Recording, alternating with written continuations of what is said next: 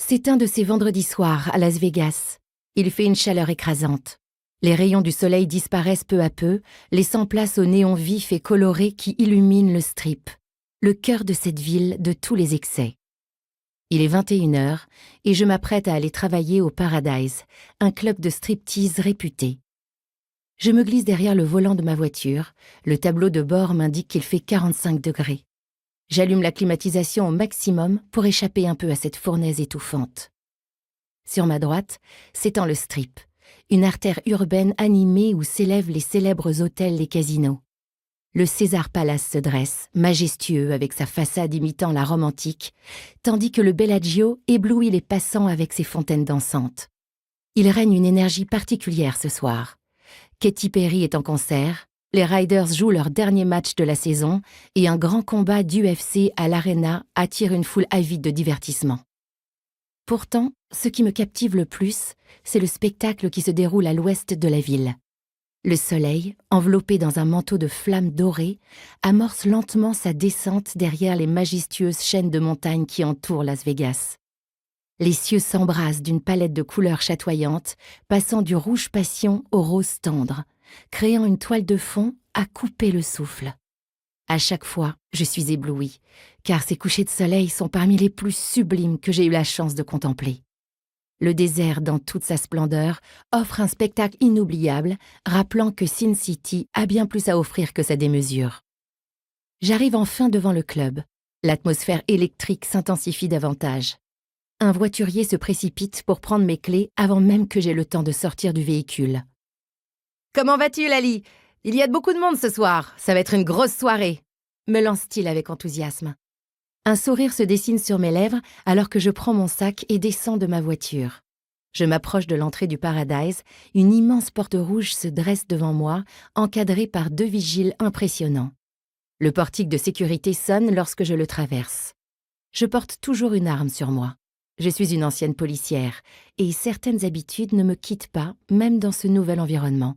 « Salut Lali, tu as tes papiers ?» s'exclame Ashley, une jeune femme au charme malicieux. Elle est là pour vérifier que les danseuses sont en règle et percevoir les frais d'entrée. Je lui tends ma carte d'identité et ma sheriff card qu'elle scanne rapidement. « Ça fera 120 $, annonce-t-elle avec naturel. Travailler ici a un coût, et nous devons nous plier aux règles du jeu. Je sors les billets de mon sac et les lui remets.